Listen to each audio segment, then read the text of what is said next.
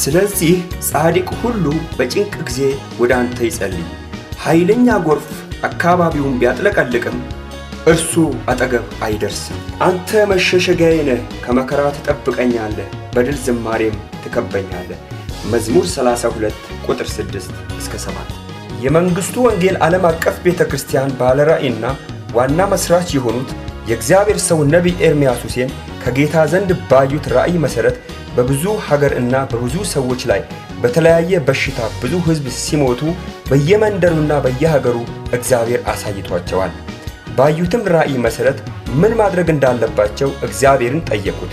በዚህ ጉዳይ ላይ ለ5 ተከታታይ ቀናቶች ለ5000 ታማሚዎች መጸለይ እንዳለባቸው ከእግዚአብሔር ዘንድ ምሪትን ተቀብለዋል። ከታኅሳስ 26 እስከ 30 ለ5 ቀናት ከማለዳው 12 ሰዓት ጀምሮ የእግዚአብሔር ሰው ነቢይ ኤርምያስ ሁሴን ከእግዚአብሔር በሰሙት ትንቢታዊ ምሪት መሠረት በተለያዩ ተጽዕኖ ውስጥ ላሉ ሰዎች ብቻ ከሆስፒታልና የሐኪም ማስረጃ ላሏቸው ታማሚዎች ይጸልያሉ። ዕለተ ዕሮብ ታኅሳስ 26 ለካንሰር ታማሚዎች ብቻ ከማለዳው 12 ሰዓት ጀምሮ። ዕለተ ሐሙስ ታኅሳስ 27 ለኤችአይቪ ኤድስ ታማሚዎች ብቻ ከማለዳው 12 ሰዓት ጀምሮ።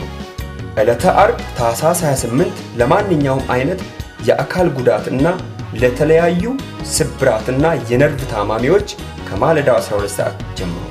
ዕለተ ቅዳሜ ታኅሳስ 29 ከአጋንንት እስራት ነፃ የመውጣት ጊዜ ከማለዳው 12 ሰዓት ጀምሮ።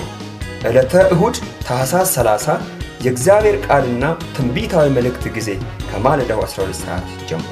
ማሳሰቢያ፣ ለኤችአይቪ ኤድስ፣ ለካንሰር፣ ለአካል ጉዳተኞችና የነርቭ ችግር ላለባቸው የሆስፒታልና የሐኪም ማስረጃ ማቅረብ ይጠበቅባቸዋል።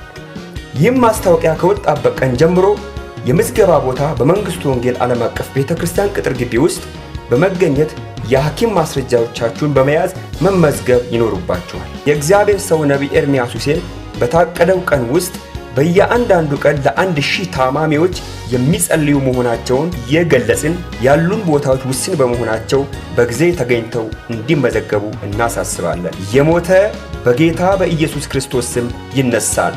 የመንግሥቱ ወንጌል ዓለም አቀፍ ቤተ ክርስቲያን ጂሰስ ቲቪ